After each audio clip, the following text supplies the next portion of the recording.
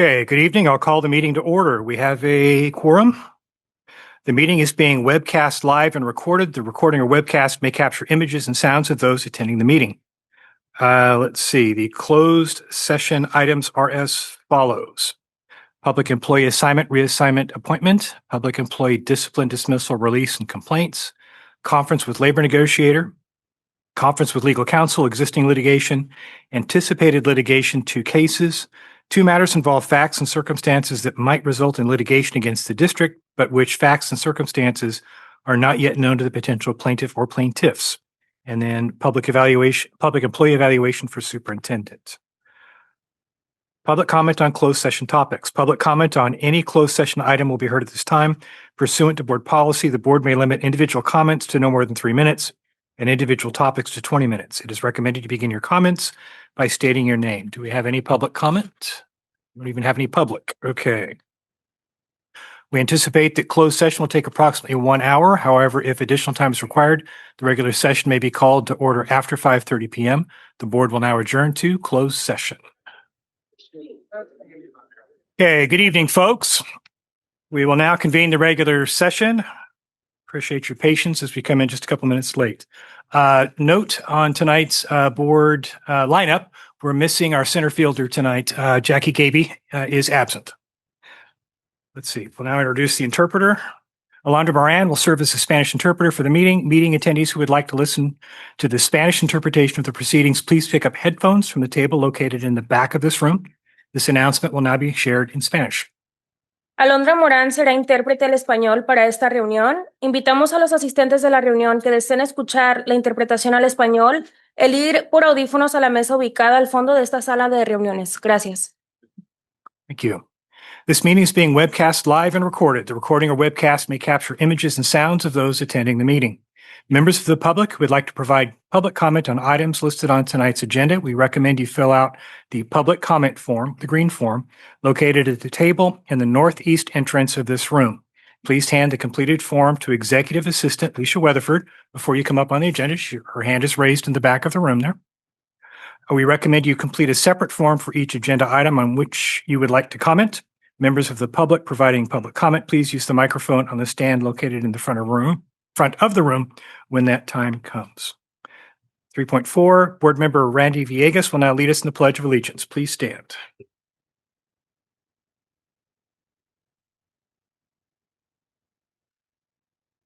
Pledge allegiance to the flag of the United States of America, to the republic which stands, one nation, under God, indivisible, with liberty and justice for all.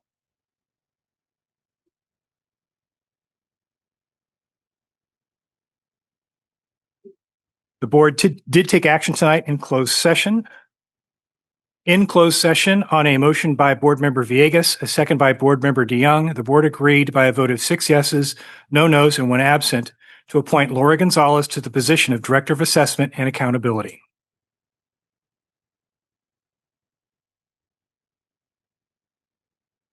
Mrs. Laura Gonzalez currently serves as the Director of Grants and Program Development at Cutler-Orosi Joint Unified, where she has served for the last 2 years. She began her career in education at Tulare City School District, where she taught for 7 years and served as a Title I resource teacher. She supported the elementary sites with data analysis, professional learning, and interventions.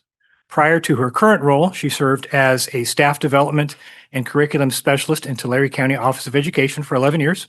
She then joined Woodlake Unified as the assistant superintendent for a year before serving as the superintendent for 3 years. In addition, she has experience working as a state trainer for the English language proficiency assessments for California and participated as the Title III regional lead in Bilingual Coordinators Network for 6 years. She has also taught as an adjunct professor at Fresno Pacific University, and taught for the Impact Intern Program through the Tulare County Office of Education. Mrs. Gonzalez earned a Bachelor of Arts in Liberal Studies from California State University, Fresno, and a Master of Arts in Educational Technology from Fresno Pacific University. She holds a multiple subject teaching credential and an administrative services credential. On behalf of the Board of Trustees, congratulations to Ms. Laura Gonzalez.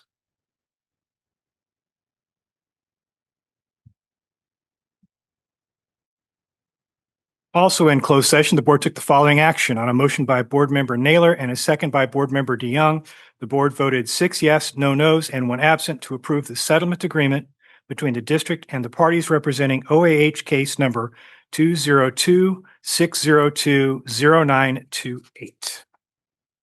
And the board also took the following action in closed session. On a motion by Board Member Gamoyen and a second by Board Member Belt, the board voted 6 yes, no nos, 1 absent to approve the settlement agreement between the district and the parties representing the OAH case number 202-605-1147. Okay. There are revisions to the agenda for the evening here. There are revised item enclosures 4.1, 5.1, 7.6, 7.8, 7.9, 7.21, and 11.1. Do I have a motion to adopt the board meeting agenda? I'll move. Motion by Mr. Belt, second by Mrs. Naylor. Call for the vote.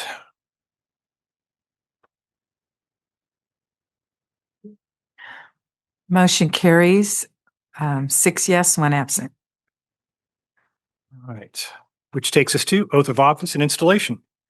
4.1, introduction and oath of office installation of student representatives to the board for the 2026-2027 school year. Presenter is Deputy Superintendent Mark Thompson. Good evening, President Odo, board members, and Superintendent Schramm. Of course, it's always an exciting time to start the new school year off. Something in here in Visalia Unified that is fairly unique to us compared to other school districts. Many of them do this as well, but we have a strong tradition of valuing and elevating student voice. And one of our most meaningful ways that we demonstrate that is through our student board rep members. And so tonight, having these students serve alongside the board as voting members ensures that the student's perspective is not only heard, but it also has a meaningful voice in decisions and impacts our schools and students. Tonight, we will install 6 of our student board reps at this time. Students, please come up to the front, line up. And what I'd ask you to do is go ahead and state your name and which school that you are representing this year. I'm Nico Reboletto, representing VTech High School. I'm Berkeley Town representing Sequoia High School. I'm Andrea Reyes Padilla. I'm representing Golden West High School. I'm Jada Tour and I'm representing LD High School. I'm Mia Bravo and I'm representing Mount High School. Thank you, students. At this time, would you join me in raising your right hand? And we will go ahead and install you. Please repeat after me. I state your name. Do solemnly swear that I will support and defend the Constitution of the State of California against all enemies, foreign and domestic, that I will bear true faith and allegiance to the Constitution of the United States and the Constitution of the State of California. I take this obligation freely, without any mental reservation or purpose of evasion, and that I will well and faithfully discharge the duties of student representative to the Board of Education upon which I'm about to enter. Congratulations, students. You guys are now oath student board reps. And in your first action, right in front of you is we have our theme for this year, posters that are put up in every classroom in our school district. And what we'd like you to do at this time is, would you guys be willing to sign that poster for us at this time? So please take turns, go ahead and head up there. There's multiple pins too, so you can grab one. Many of you can sign at the same time.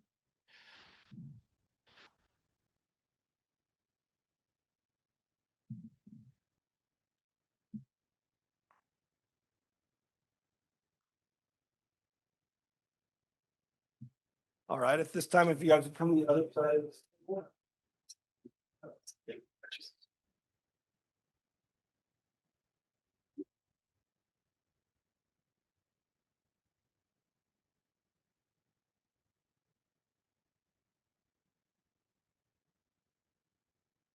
This time we'd like to get a picture of you guys with that poster.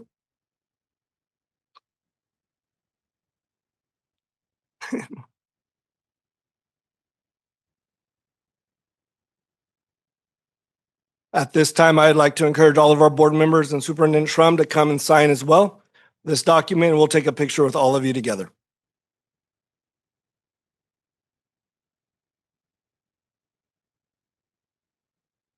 You guys can relax for just a moment. If you want to stick it back onto the table, they're going to sign it as well, and then we're going to take one big picture.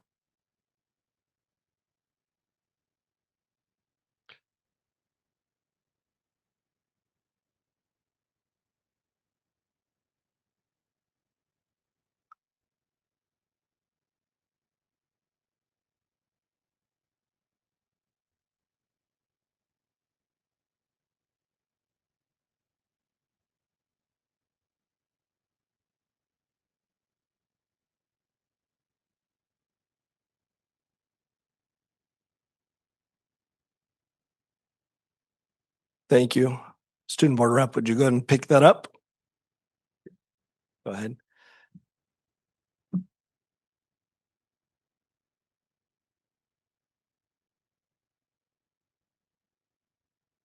All right, let's give them one more big hand of applause. Well done. We're excited. And just as they're setting back, just so you know, this isn't just the one thing they do. They also meet regularly, monthly, to provide feedback on things that are happening on campuses and supporting us in many different ways. So that way they are a student voice throughout our entire district. At this time, Student Board Rep Reyes Padilla, would you join us at the dais?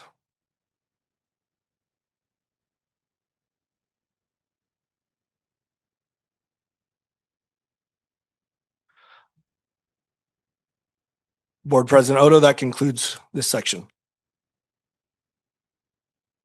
Thank you, Mr. Thompson. 5.1, spotlight on good things happening in the district. Presenter is Superintendent Kirk Schrum. All right. Also want to congratulate our student board members. And as Mr. Thompson said, they have the honor as well, or distinction, of serving on my superintendent's advisory committee that meets multiple times throughout the year, along with other students from all of our grade levels, elementary, middle, and high school. And so they definitely not only here advise, but all throughout the year. I think it's over 100 students now meet and give feedback on many of the initiatives and actions that we are doing as a district, and serve and give us feedback as well. And as I've said before, they're very honest, and that really helps shape a lot of the policies and how we implement our work. For example, around cell phone policy or other things, they were very vital to that. We have our first advisory coming up, I think, in just about a month. And facilities and other things will be one of the main topics that they'll be helping shape what we need to be doing here in these next few years. So congratulations and welcome to the board. So we're beginning our spotlight tonight. Obviously, we're back in school, so we're going to take you through a little bit of the summer and preparation leading to the best first day ever. To begin with, we have some staff recognition that we received over the summer. Golden West High School teacher Jessica Campbell received California's Agricultural Teachers Association's Outstanding Young Teacher Award. She's recognized for expanding student opportunities, livestock production, and career readiness. This award highlights her leadership and commitment to student access, success, and the strength of VUSD's agricultural education program. Congratulations, Jessica, for representing Golden West and VUSD at the state level.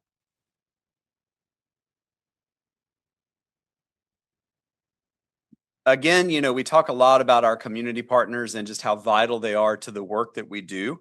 And so that internship opportunity doesn't only happen during the school year, it's year round, including in the summer.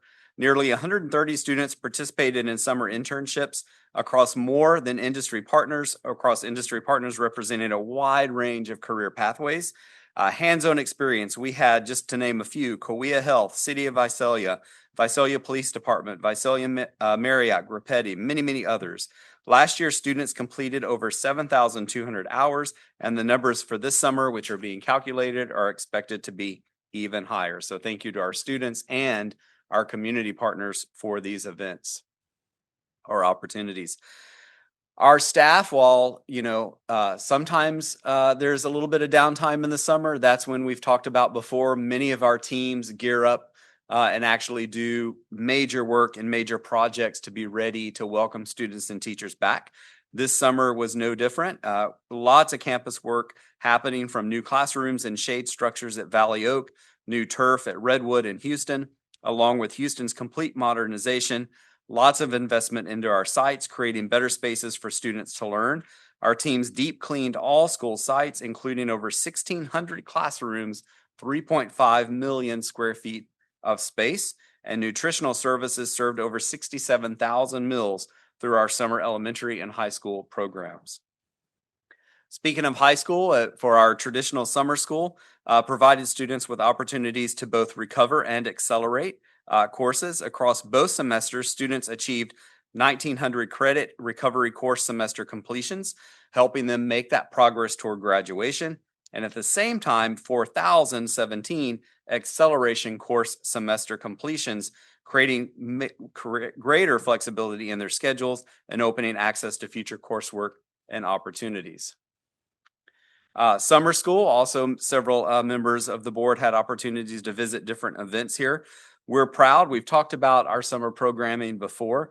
It's also about creating space that makes school a fun place to be through intentional planning, new experiences, magic, crocheting. There was archery, field trips to the Fresno Zoo, Roller Town. We had about 2,000 seats and were filled at 15 schools across Visalia Unified. So over 2,000 students continuing to have experiences over the summer. Some of those events were family events where the students and their families and community were able to join. That partnership with California Adventure Camps expanded past this summer into the evening. We had 3 community events: Ninja Night, Laser Tag, and Movie Night. And I heard they were all very, very fun and well attended. They were open to the public for families to come and enjoy dinner, dessert, and able to participate in the activities. So thank you to the Adventure Camp for bringing out not only the amazing talent all throughout the summer, but expanding that to families and others as well. As we got ready to prepare for the first day, we had our press conference to share with our families information about our new school year, and also community events. And so one of our traditions now in the second year with our Family Community Resource Center, Breakfast Lions, Visalia Police Department's PAL program, plus many other community partners, Save Mart, Costco, others as well, all joined together for an event over the weekend. 2 weekends ago, over 600 backpacks were given out. There was haircuts, food, face paintings, you name it, everything to get students ready for school. We want to thank Farene Automotive Group, who helped prepare students by tuning and repairing bicycles. That was just one of the different things that could happen.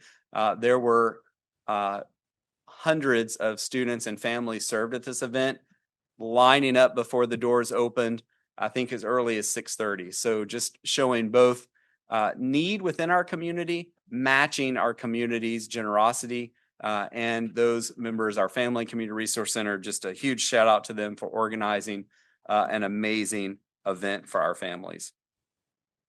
It's not only students getting ready for back to school, teachers have to get ready too, and staff.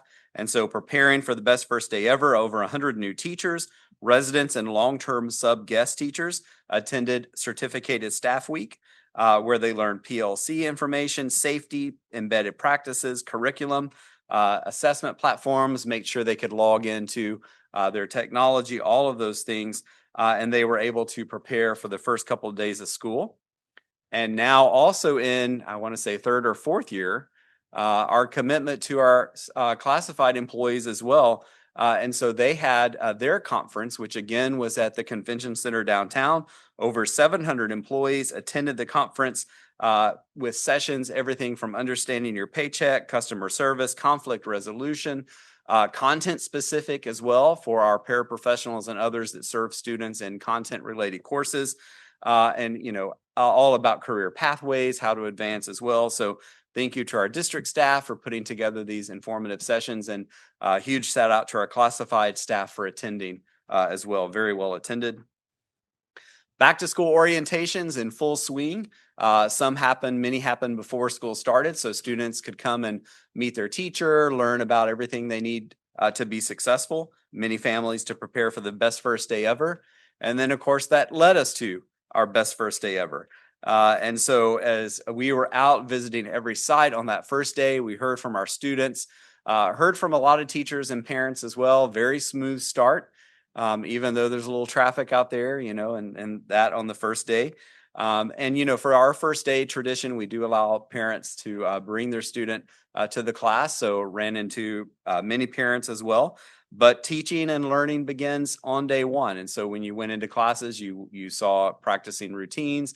You saw math instruction getting started on day one because every minute counts. So thank you to our teachers, our staff, our administrators, district teams, all getting ready, and lots of great activities as students were welcomed back on campus. And also leading up to that, we had a lot of social media to get ready for. Every day there was a different tweet to send out about what, dress code or conduct or safety so that families could be prepared. You see a few examples of those there, learning about curriculum and safety, our press conference, everything was online for people, nutritional services, all of those things that families needed to be prepared, and our parent student handbook as well, which is online, and we encourage everybody to look at. Transportation, huge shout out to our transportation team. The call volume compared to last year for people needing help or learning their route was, I think cut more than in half. So it just goes to show like the preparation of getting information out and parents logging on to the app so that they could access that information. Registering, we had about 20,000 of our families register, more than we've ever had before ahead of time. That gets you access to all the information you need to be ready for day one. So thank you to all of our families being ready. And then our messages to our staff for the best first day ever. So we're excited. Our school year is now in full swing. We're 4 days in and just a few more to go. And look forward to the great learning that's going to happen as we work to fulfill our mission of every student learning every day in Visalia Unified. So that concludes our spotlight as we head back to school. Okay. Thank you, Mr. Schrum. Item 5.2, 2025-2026 Visalia Unified School District Annual Report. Deputy Superintendent Mark Thompson. Well, good evening again, Board President Odo, board members, Superintendent Schrum. Tonight's my honor to give you an update on our annual report. This is really centered around our strategic plan. I'm so excited to share kind of where we're at with finishing up our year one. First of all, just a reminder, as this is our core commitments and beliefs. Tonight, we're focusing again on our strategic plan, which is down to the bottom right, which is our response to you and our community. This is our blueprint for the future. It kind of just lines out the top part there. You can see the Board of Education, along with our superintendent, worked with our community to say, this is what we believe in. This is what we're looking for. This is our mission and vision. Our response to that was that middle section of every student learning every day, which is our strategic plan. And tonight, what I'm going to actually be talking about is the alignment and the accountability, which is the bottom two metrics there. I'll be sharing that in our annual report, which is our progress indicator metrics and our priority student outcomes.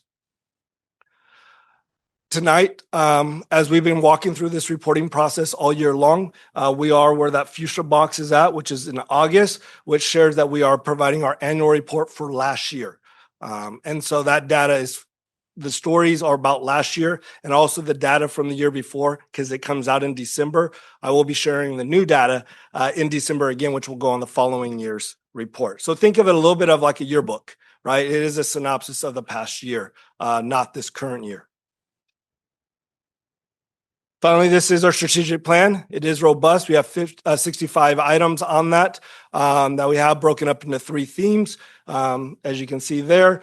Obviously, we're not attacking all of them in 1 year. This is a 5-year strategic plan. With that, and just so you know, I know I'm going through this quickly, you can find all of this on our website under our strategic plan. You can get all this access to any of it, look at any of these documents in more detail. I recognize on the screen it's a little hard to read in that space. But each of those are broken up into 4 phases, which is research, design, implementation, and monitoring. So each of those stages and each of those, as I shared in the past, have very clear criteria on what that looks like, what that should be, and that is monitored by the team to ensure that people are being the fidelity of that, so we're moving along appropriately. So tonight in our annual report, this will be the cover of it. This will be coming out to you as a board and the community at the end of this month. It will be on our website. We will also have hard copies available. Each of you will have that. And it just lays out again, kind of that yearbook of the year prior. First thing you're going to see in it is just at a glance, our district numbers of just higher level things of our finances, student performance, and also just attendance, some basic information that you have as a district in general. That'll be in this annual report, along with any awards and recognitions that we have. Next, I'm going to jump into our strategic plan, as I shared before, is broken up into 3 themes. And we'll start with showcasing theme 1, which is high expectations, high achievement. And before I do that, if you look on the left-hand side of this document of obviously this young man that's reading right there, you will see on the left-hand side 4 icons, and in each of those you will see a number next to it. And each of those is the research, design, implementation, and monitoring phases. And that shows you over this year what has been accomplished on our strategic plan. This is our indicators telling us this is the work that's happened in these spaces. And so I'll go into more on that in detail, and then I want to share with you this story. So building strong readers from the start is a great example of how our strategic plan is moving from planning to action. This story directly reflects the literacy action. The image on this slide comes from the literacy action highlight story, which showcases the early impact of our shift to the science of reading on students at Denton Elementary. This year marks year 1 of our teachers' training and implementation of science of reading. That is a 2-year program, so we are halfway through for many teachers. Not all have started that, but we're on that road for all teachers to get that training. We want to highlight through this story is what implementation looks like in practice and how the work is outlined in our strategic plan in translating into meaningful work for our students. Building strong literacy skills early and foundational in the foundation brings student success. And this action demonstrates our commitment to high expectations and high achievement, beginning with our youngest learners. During the 25-26 school year, in our progress indicators, this action moved into and completed the implementation phase, representing an important milestone for our first year of our strategic plan. Again, on the left-hand side, I want to share with you those 4 columns that you see there. Also, you'll see at the bottom of it in green, it says 25%. What that shows right there is that 25% of the implemented actions have happened in year 1 in this theme. So roughly there's 28 actions in this theme. That means roughly 8 actions have been moved through implementation. Again, tonight I'm just providing you a snapshot. The actual annual report will be much more detailed and provide you more information. Just going to make you and the community familiar with it. Next up in theme 2, our second one is empowering students and engaging families in the community to life through the work of our educational related mental health services or our EARNS programming. This is a story about recognizing that every student's path is different, and when we meet students where they are and provide them support they need, they thrive. This particular student has battled health needs and experienced significant challenges in the comprehensive school setting. After transitioning to Compass Learning Center, the student received EARNS services and additional supports tailored to their individual needs. The progress didn't happen overnight. It took perseverance, dedicated staff, and a student who is willing to work hard. Last year, this student proudly promoted with the level of confidence and growth that they had never seen or reached before. And perhaps the most powerful part of the story is what the student chose to share with others. This is a quote from the student. "Take care of yourself, choose to do things that make you happy, get some rest, be happy, and choose for yourself." That advice is a powerful reminder of what we can do for students, not simply to get them through school, but to develop their confidence, skills, and support systems to take care of themselves and find their own path to success. And the impact of this work extends beyond individual students. Our EARNS team was recently invited to present at the Wellness Together conference because of the work happening here in Visalia Unified, and it is viewed as a model program that recognition speaks for the expertise and the dedication of this team. So really excited about this work. In theme 2, you'll see that 39% has been completed or gone through the implementation stage of the different actions. Next up,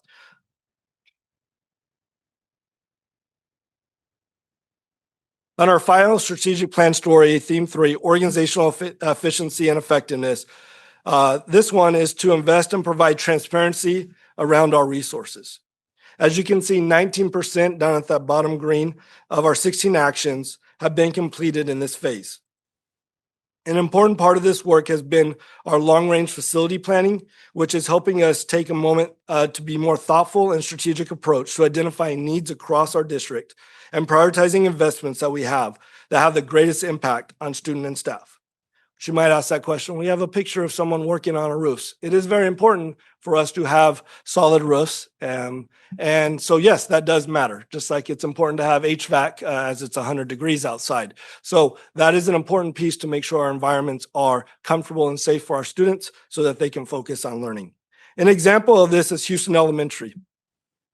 And that plan came to life. The improvements made there this year demonstrate how investments in facilities and classroom technology can create more functional, engaging learning environments that better support teaching and learning.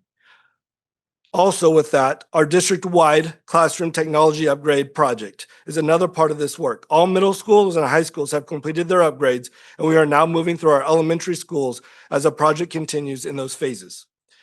Finally, being thoughtful about our investments is only part of this.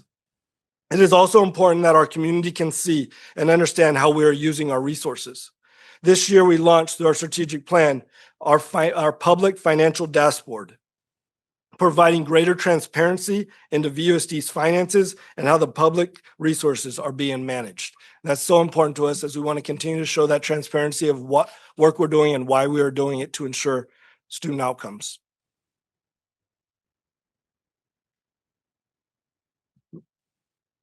So while those are progress indicators, basically saying this was the work we've been doing, and these are the 4 steps to plan, research, plan, implement, and monitor. Now I want to go into another section, which is our priority student outcomes. Our PSOs, or priority student outcomes, were developed locally to reflect the outcomes that matters most to you and our community. When I say you, the board are the ones that came up with these different outcomes. They keep us focused on our commitment that every student graduates prepared for college, career, and life, and that every student is engaged in school and ready to learn at every grade level, and that students continue to make progress in literacy and mathematics. This slide reflects year 0. As I shared, we will be sharing year 1 data in December. Within these 3 priority outcomes, we will track our progress across the next 5 years for each of our 12 metrics co-identified and adopted by the board. Our PSOs are broken up into 3 sections with clearly identified baseline, which you can see that on the far or in the middle there is our baseline. And then you'll also see what year 0 looks like, which was last year. The next 3 stories are just commitments that you guys have shared, that this shows what has happened by highlighting some work that's happened in each of these areas, showing how work happening across our district is helping move us towards the outcomes that we're looking for each and every one of our students. Our first one is opportunities begin early. PSO 1 is about helping students begin to see what their future could look like and giving them opportunities to explore the future at a young age.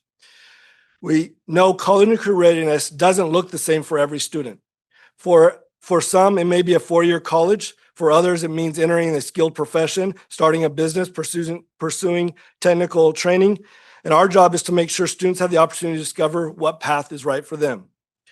This year, over 4,900 students are participating in CTE or middle school or career experience courses. Behind these numbers are thousands of students getting the chance to try something new and discover a strength or realize this might be something I'm interested in doing in the future. We're also moving to having more exploration early. Our new middle school pathways classes give students the opportunity to explore different career pathways before they have to make decisions about their high school experience. Students can experience different areas, learn about the opportunities available to them, and begin asking an important question. What am I interested in, and where could that take me? So our baseline for PSO 1.3, which initially is 44%, which is college and career readiness. As you can see in year 0, we grew 11% to 55%, and I'm excited to share with you as we're looking for this upcoming number, our preliminary numbers are looking that we are making more growth than that. So very excited, we'll probably be very close to our goal. Next up, PSO2 is about what it really means for a student to be engaged in extracurricular or co-curricular beyond the classroom. When we talk about engagement in co-curricular and extracurricular activities, it's about giving students opportunities to find their people, discover their passions, build confidence, and develop skills that carry them far beyond high school. So John Rosa here is an example of this. His journey started at his family's dairy farm and continues at El Diamante High School, where he found a place to connect his passion for ag with opportunities to grow as a student and as a leader. Through FFA, John stepped outside of his comfort zone, served as an officer for 3 years, represented the USD across California and the nation, and discovered something he didn't necessarily expect, a confidence in himself.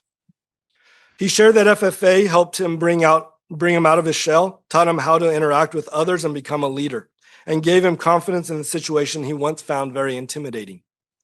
John plans to pursue ag business and hopes to one day own his own agricultural business. And it's important that we continue to build internal systems that provide students access to extra and co-curricular opportunities. This baseline was at 51%.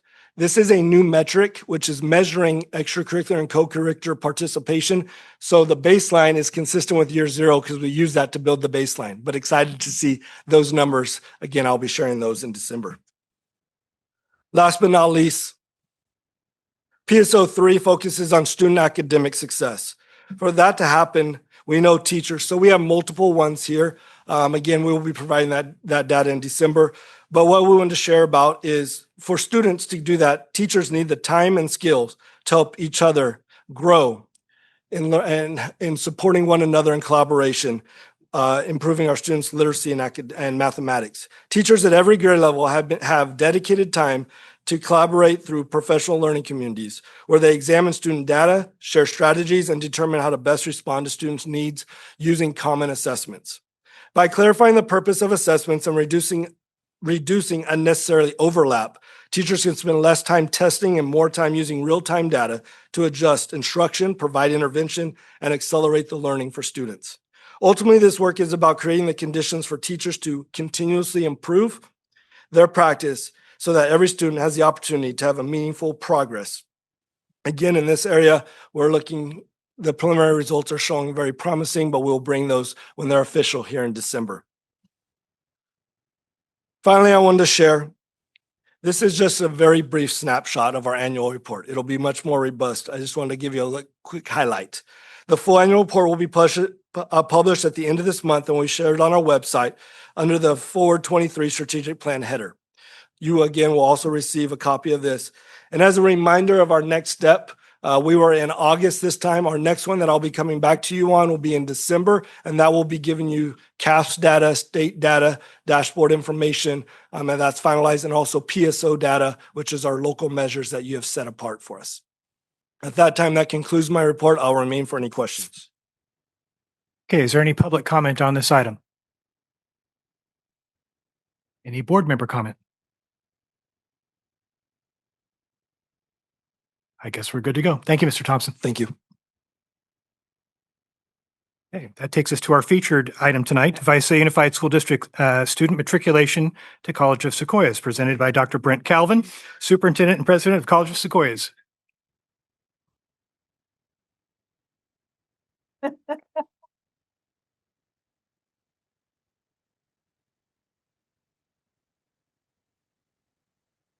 Thank you. Let's go. You're a lot taller than me. Brent Calvin, lucky enough to serve as superintendent and president at my alma mater, the College of the Sequoias. Also proud alumni of Royal Oaks, Green Acres, and Redwood High School. Always a thrill to come and present the achievements of our joint students. And tonight's presentation will follow a similar format. We'll share some good news about our district, and then we'll jump right into some data from this past year regarding Visalia Unified students, current and former. So I'll jump right in it. You know this cast of characters. Raymond Macarena is our board president, John Lane, the board vice president, Ken Nunes, board clerk, Connie Diaz and Bob Aguilar are the final two trustees. And don't need to say too much about you've been here to witness everything they've accomplished over the last 10 years or so. And we're celebrating 100 years, and the last 10 have certainly been very, very notable. And it starts with this crew right there. Thought I'd share a few good news items for the second cycle in a row, the first back in 2018, and then this past spring, COS was given a near perfect accreditation review and given the max available under the law, which is 8 years. That was really good news.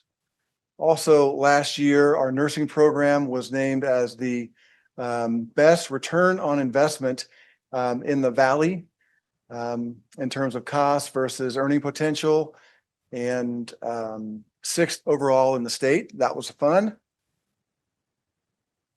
And then you're all aware of Measure C and the University Center looking to move in. We just broke ground on the University Center. This fall, we'll break ground on the Student Union, and both of those will be completed the summer of 2028. Really exciting stuff. This, if you're wondering what that big pile of dirt is going to become at Tulare Avenue and Mooney Boulevard, there it is right there. A couple other shots here. Recall that our county is the second largest in the entire state out of 58 without a publicly funded 4-year university option for our student, and it hurts us. I think we recognize it. It hurts us. It either stops higher ed for some families, and or it takes our students, your students, far away, and they get on somebody else's pay scale, and you're fighting to get them back. Hopefully this will change that. Gorgeous lobby here. And then moving into the Student Union, this is kind of the companion project that we'll break ground on this fall. The bottom floor will be 4 restaurants with a centralized kitchen, a bookstore, and a marketplace. And on the second story, we'll have the Veterans Center, Student Activities and Affairs, the Student Success Program, and EOPS, about 50,000 square feet. Get a good shot there. A lot of folks don't know it, but the number 2 revenue generator on a daily basis in Tulare County is Texas Roadhouse, $20,000 a day. Care to guess who goes $30,000 a day? The College of the Sequoias. Let me back up. I'm jabbering on and I missed a slide here. This is the Educational Support Services Building right on Mooney Boulevard. It's been a great project for us. In Tulare, we just opened the Tech and Trades Complex, 70,000 square feet, servicing those CTE programs at the bottom of the page. That building, as large as it was full the day it opened. We probably could have doubled the size and still filled it. Really high demand for career and tech ed in this region. And then if you haven't gotten out to a soccer match or a football game at Sequoia Stadium, it really is a fun way to spend an afternoon. Okay, now then, let's get to the reason we're all dressed up, and that is to go through these slides. This first is the fall enrollment from fall of 2025, and you see we hit a high watermark, 3,640 students, either former or current Visalia Unified students. And that high watermark will be a trend here. The next page shows the number of students enrolling on a full-time basis. And this may not be all that important to you, but it's something we track very closely because study after study show the importance of being full-time or close to full-time in order to matriculate through the system and graduate. And so we were at 75% in the fall of 24. We dipped just slightly to 73%. We don't think that's a trend. We just think that there's just pressures on our students to work and so forth, but still really good marks. And then down at the bottom there, you see the types of declared majors, a nice variety, lots of students going into the liberal arts, I'm thinking former or future teachers, a number going into business administration as well. Registered nursing has been a favorite for years and years. It dipped a little bit, but it's still in the top 5. The next item is the English placement percentages. Recall that we don't provide one standardized test for placement. We look at high school experience, high school grades in that content area, in this case, English. And you see that for fall of 2025, 90% of incoming students from Visalia Unified placed into transfer level English without the requirement of a 1 hour support class. They can still take it if they want to, but it's not required of them. So 90% is great, about the highest we have in the entire district. So kudos to the English folks here in the district. And then this slide is all students course success rates. And you see that hit an all-time high of 78%. And then we've got it disaggregated by gender as well as ethnicity, and no major achievement gaps there as well. Doing a really good job, up hovering close to 80% on course success rate. And then finally, hit a high water mark for number of graduates last spring. That's 746. That should say it's fiscal year 2025, but that's spring 26 graduation. 746 graduates from Visalia Unified alone, and then almost 1,300 awards. That's degrees and certificates. So a banner year all the way around for the students from Visalia Unified. Happy to answer any questions that you might have of me. Okay, any public comment on this item? Board member comment? Wow, there you go. Let me off easy. There you go. Thank you very much, Mr. Appreciate the partnership. Thank you all so much. Okay, that brings us up to item 6, general public comment. General public comment on any item or any topic not on the agenda may be heard at this time. If you have public comment on an item listed on tonight's agenda, there will be an opportunity for you to share your comments at the time the item comes up for discussion by the board. Pursuant to board policy, the board will limit individual comments for general public comment to no more than 3 minutes and individual topics to 20 minutes. To comply with the Brown Act, California's open public meeting law, board discussion is limited to items on the agenda.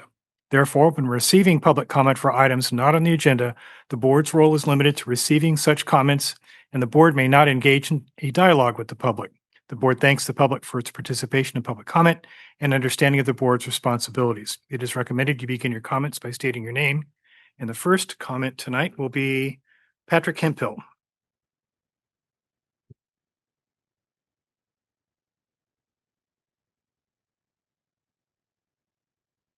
Good evening, Board. Superintendent Shrub. My name is Patrick Hemphill, and I'm the VUTA president. I just hope to make a quick comment tonight, generally related to the cycle of program renewals that come before the board.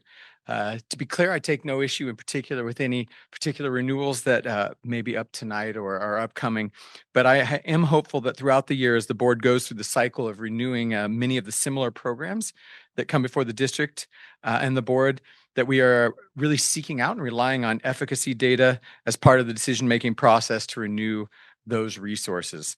Empirical data would obviously be great, showing the effectiveness of these tools, but also anecdotal evidence from teachers and staff that these programs are working well in the classroom and are needed. It's been my experience over the years that many times ancillary programs and resources are well-intended, but sort of maintain a long-term existence, sometimes just because they are what we've always done. And so I just want to make sure that the things we are investing in show their efficacy and utility in the classroom setting. Again, no ill will towards any particular items on tonight's agenda, but rather I hope that the board and district are reviewing and seeking out these types of data as we look at these decisions and renewals, especially because in times of tightening budgets and resources, I think it's important to ensure and understand that we are spending our dollars on things that are making a difference. Thank you. Thank you. Next up, Yvette Lee.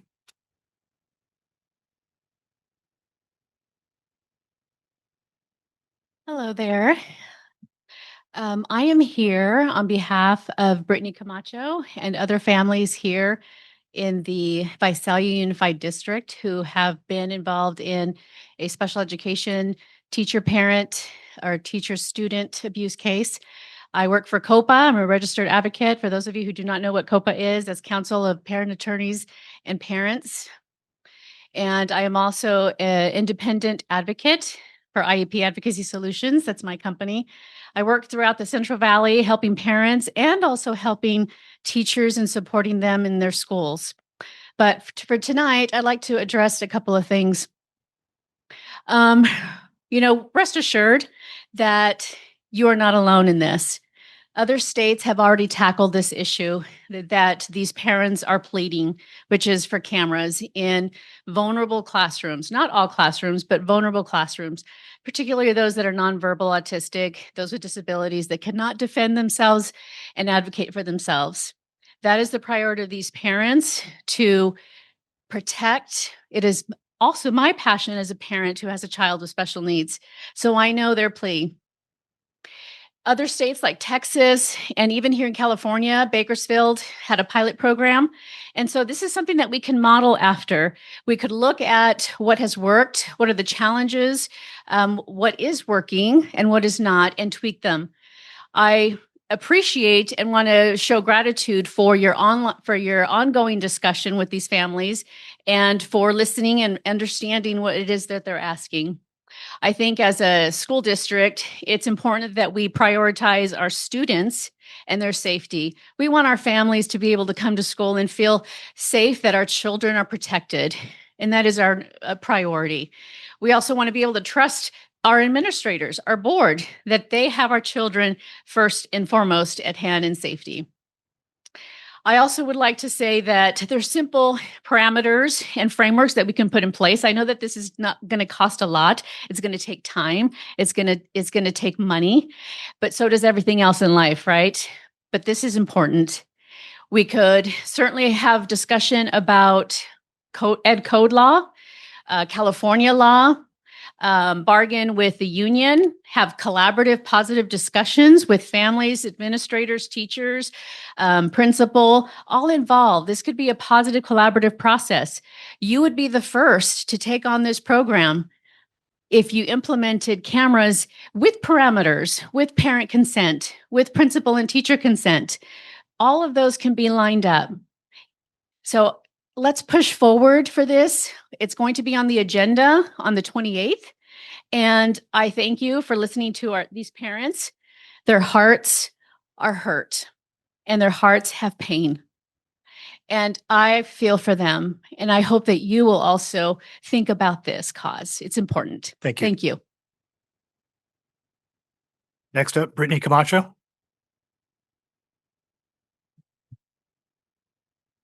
Good evening, board members. My name is Brittany Camacho, and I would like to thank you all for just listening and being willing to put the topic of cameras within special needs self-contained classrooms on the 28th. I really do. I appreciate you listening and being open. I'm here tonight on behalf of my beautiful family, representing my husband who's watching the kids so I can be here, and the other families that have been affected. And I would like to focus on how VUSD can implement cameras in self-contained special needs classrooms. Even without state mandated laws, VUSD can indeed install cameras by implementing district-to-district policies and regulations within VUSD, provided the district's board approves it. Parents are notified, and it complies with privacy regulations like FERPA. Being a consent state, California leaves it up to individual district discretion and teacher union agreements. By state legal standards, any recording inside the classroom must be educational or for safety purposes and requires the prior express written consent of both the school administrator and classroom teacher. We can put clear signage before entering the class and inside the classroom. Also add to the enrollment packet on the photo and video consent form, which is already on there, just add for special needs students to be recorded for training and safety purposes. So through clear signage, signing of form and enrollment packets, updating teacher union agreements, and lastly, by complying with FERPA regulations. It was mentioned at the last board meeting, the motto for the 2026-2027 school year, which is learn, connect, and care, to support a caring and supportive learning community. With the government cracking down on school districts, why not be the first in California to set the example of truly caring and putting student safety top priority by installing cameras? Again, I just want to thank you for listening, and I look forward to being there at the workshop on the 28th. Thank you. Thank you. Next up, Pete Nunez. Good evening. Thank you for allowing me to speak at the school board meeting today. My name is Pete Nunez, and I teach at Washington Elementary School here in Visalia. I've been a teacher for 33 years. I started my journey with Visalia Unified in 1970 as a kindergartner in Mineral King Elementary. And after 57 years, I will end my journey by retiring this year. I come to you on behalf of the Washington Elementary family. Out of 42 schools in Visalia Unified, we are the only school that doesn't have a parking lot, and we do not have an adequate cafeteria. I have in my hand a petition for 86 parents. We only have 270 students. A lot of these parents have 2 or 3 children in our school, excuse me. And so this is over half the parents that have signed our petition. Washington School was built in 1950, and it's been 76 years old this year. And it's been a long time for us to have to wait for a parking lot. Okay. We need a safe place for us to park, for our students to park, for our parents to park, and for our children to be safe. I know safety is the top priority for Visalia Unified, and it is for us at Washington School. Last year, I almost hit a child who darted out in front of my car while I was parking at school. The sad part about it, it was one of my students that I could have hit. A lot of cars speed or run stop signs in front of our school. The time is now to address this issue before a liability issue happens and put Visalia Unified at risk. Teachers and staff have to park on streets, and we feel unsafe with some of the unstable neighbors we have at Washington Elementary School. The neighbors get angry with us because we take their parking spots. We are not asking for anything more than what other schools have. One staff member was sideswiped and almost hit by a car. I could only go back 35 years, but 4 students have been hit by a car.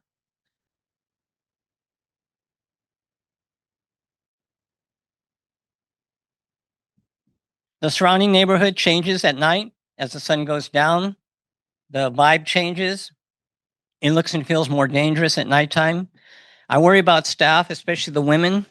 I worry about the after-school program because they get out at 6, and at wintertime, at 6 o'clock, it's very dark. There is a measure coming up, and I hope it passes. But regardless of whether it passes or not, I hope you put a Washington parking lot, drop-off, and cafeteria at the top of the list of school improvements. Washington School has waited 76 years, and I humbly ask you to consider our desire and to do the right thing. Even if we plan today, I will not see the results. I will be retired. I am asking for the parents, the teachers, and the students of our school. Mr. Nunez, thank you. Thank you. Next up, Louis Lyons.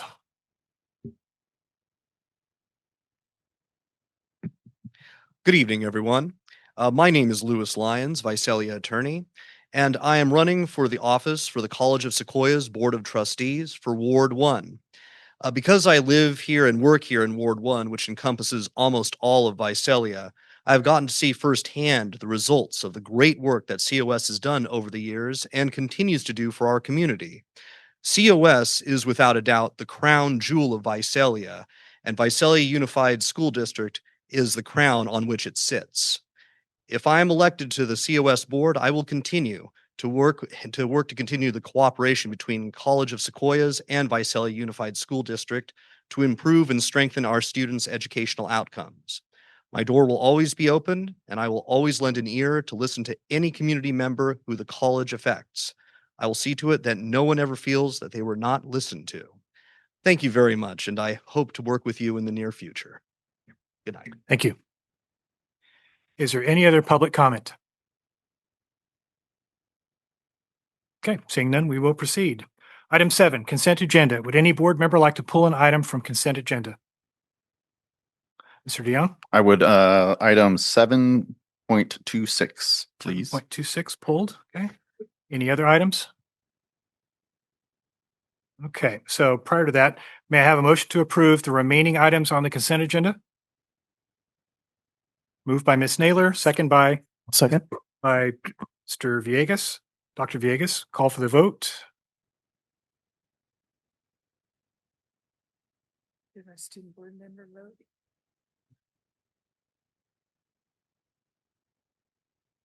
Now you're official, okay? All right. Motion carries. Student board member votes yes, 6 yes, 1 absent. Okay, coming back to item 7.26, Mr. DeYoung. Yeah, hi. Thank you, President Odo. I immediately had issues with this item when I first read it. Not that an organization should have a comprehensive organizational review, but this is definitely something I believe should be done internally with our own individuals. We do have a hierarchy that stems from the superintendent down, and any well-functioning organization is going to have a thumb on what is needed and what isn't. This contract would basically sublet this out to School Services of California for a fee of $93,000 plus expenses, which at this point I do not see viable for our district. Again, I think we have a lot of good people here. I just had a very good conversation with one of our HR individuals that I know could definitely lend to this and aid in figuring out whether we are organizationally sound. We have people where they're needed. And so with that, if I would love to have a little bit more discussion on this to see what other individuals on the board feel about this item, but that is my initial response. And so based on that, it's very unlikely that I'll be voting yes on this item. Okay, any board member discussion on this item? I would just ask of staff and or the superintendent, what is the need for this to be external rather than internal? Do we feel as though we don't have the capacity to do this study internally, or what is the need or recommendation here and why? Sure. No, thank you for the question. So, obviously as an organization, we evaluate ourselves. We have performance evaluations. The board evaluates the superintendent. This is about organizational structure and alignment. School services works all up and down the state of California, benchmarking districts. So this is not only about as our organizational structure, which sometimes I think many of us would agree it's nice to have an external review. I can certainly tell you what I think. I can produce evidence that warrants every position that we have. But this is about an external, non-biased organization coming in that does this work all across the state. People have said we have too many people at the district. Some say we don't have enough.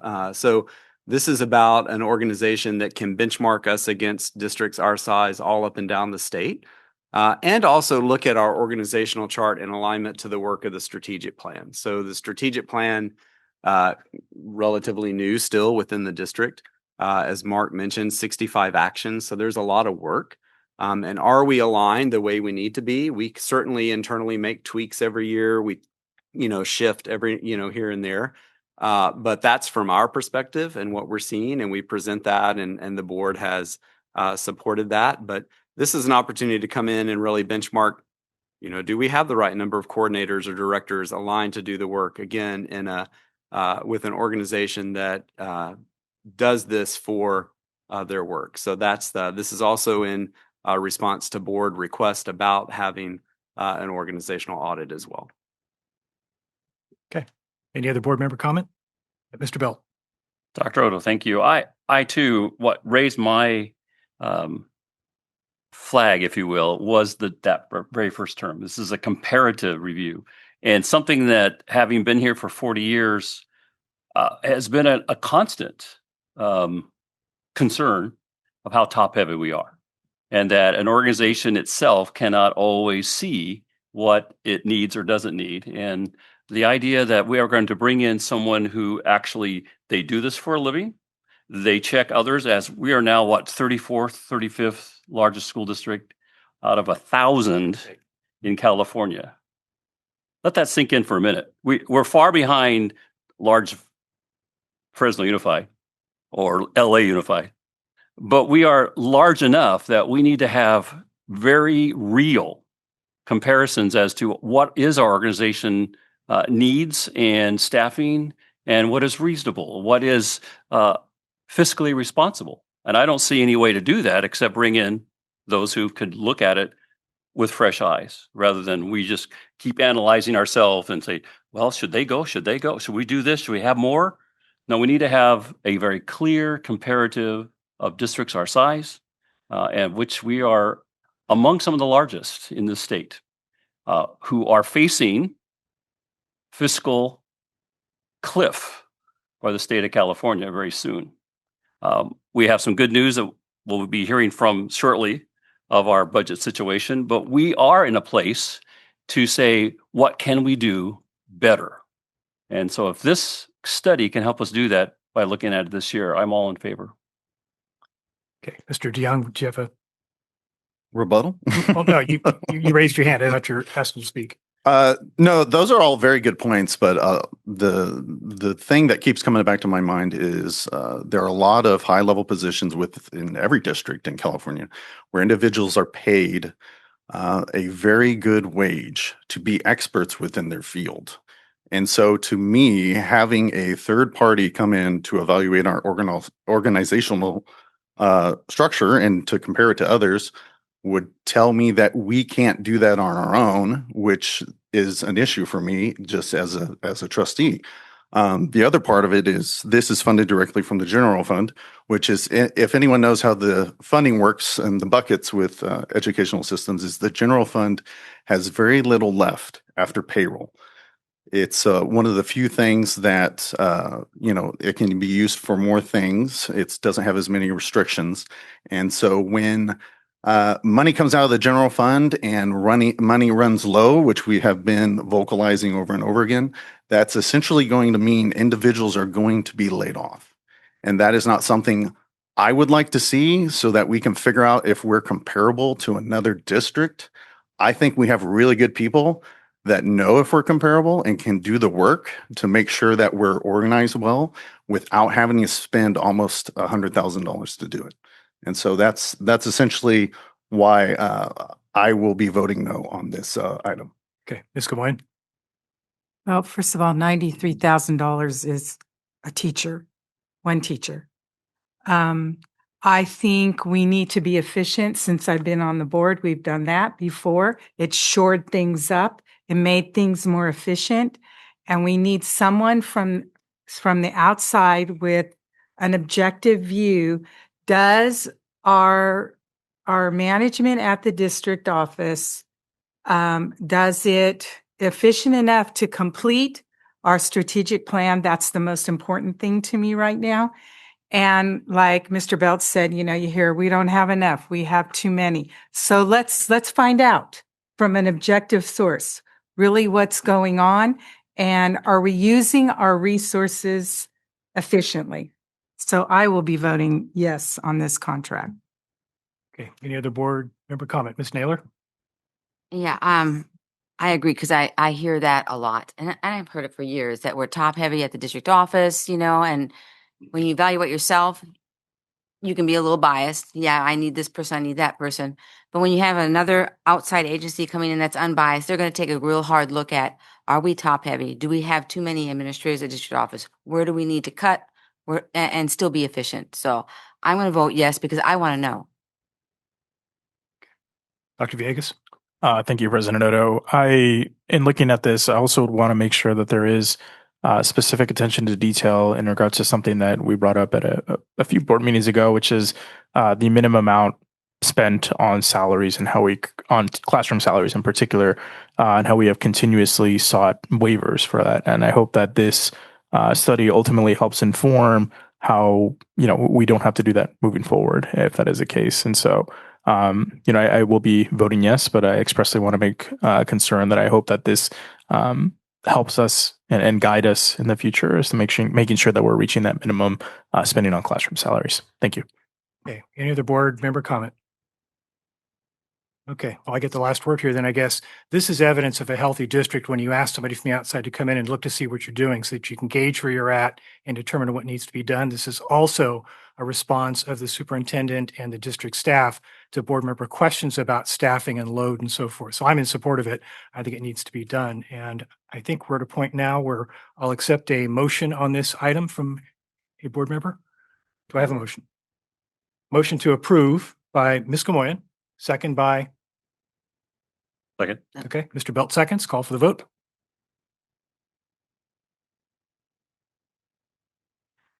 Motion carries. Student board member voting yes, 5 yes, 1 no, and 1 absent. There you go. Okay. Item number 8, student representative report, Ms. Andrea Reyes Padilla, Golden West High School. Good afternoon. I am Andrea Reyes Padilla, and I am the representative of Golden West High School. I would like to get started and talk about El Diamante. El Diamante ASB students attended CATA leadership camps this summer, returning energized and ready to lead. Students brought back new ideas, focused on strengthening school culture, enhancing clubs and programs, increasing student involvement, and creating an even better overall experience for every minor. They welcomed their newest minors with a minor roundup and Green Day, with Link Crew leading the way. Freshmen had the opportunity to connect with their campus, meet the fellow students, learn about El Diamante, and feel prepared for a successful start to high school. Lastly, El Diamante kicked off the best first day with an all-school rally celebrating minor pride and community. A highlight was presenting $5,000 award from T-Mobile Friday Night 5G Lights Challenge, an exciting way to begin the year and build momentum for what's ahead. Next up, we have Golden West High School. Golden West students also attended the CATA Leadership Camp from July 22nd to July 25th, where they developed leadership skills, strengthened relationships as a team, and prepared for the upcoming school year. Students returned to campus with new ideas and renewed focus on creating a positive, spirited, and a fun culture at Golden West. On Thursday, August 6th, Golden West welcomed our newest trailblazers during freshman orientation and the summer bridge. Incoming freshmen had the opportunity to become familiar with the campus, connect with other students, and begin building a sense of belonging at Golden West. The day concluded with the summer bridge pool party, giving students a fun opportunity to connect and celebrate the beginning of their high school experience. Lastly, on August 13th, Golden West brought the entire student body together for our back to school kickoff rally. ASB students have worked really hard to prepare a high energy event that welcomes students and staff back to campus, introduce our administrators and counselors, and builds excitement for the year ahead. The rally will set a tone for a year and focus on school spirit, involvement, connection, and trailblazer pride. Up next, we have Mount Winnie High School. This summer, Mount Winnie attended the CATA conference. Mount Winnie returned with the energy and ideas from Santa Barbara and shared their wealth of knowledge and spirit to Visalia for a mini CATA for students that were unable to attend Santa Barbara. This was the first time we met with the fellow ASB students from other schools. It was awesome to see the good friendships amongst the Visalia schools. Thank you, Redwood, for hosting. Mount Winnie had their most attendance senior sunrise. The students started their first day with donuts, balloon arches, picture frames, and music. It was great to see the seniors' spirit with their painted senior pants, creative homemade shirts, and crowns. They truly left Senior Sunrise with memories made with their fellow classmates. Way to start the year strong, class of 2027. We had a successful welcome tunnel on the first day of school. We got support from staff, cheer, dance, and ASB. We also had the Cadet Corp bring donuts. It was great to see everyone excited to come back on the first day of school. One highlight was ASB students made signs that said, "Don't forget to kiss your mama goodbye." So as students got out of the car, they gave their mama a kiss. Next, we have Redwood High School. Redwood welcomed Ranger Nation back with an exciting start to the 2026-2027 school year. Each student and staff member received a super fan shirt to help build school spirit and create a sense of unity across the campus. They kicked things off with their icebreaker rally themed the blueprint, followed by their icebreaker dance. It was great. It was a great way to welcome students back, get them involved, and set a tone for the year filled with Ranger pride, connection, and school spirit. They had an incredible first 2 days at Redwood. Across campus, their staff focused on building relationships, establishing routines, and creating a welcoming environment where students felt seen, supportive, and valued. Students came back with great energy and excitement, and our teachers and staff have done an amazing job setting the foundation for a successful year.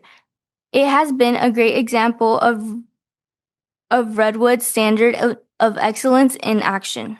Lastly, Ranger Athletics is making history. This Thursday, Redwood welcomes girls flag football as their newest athletic team.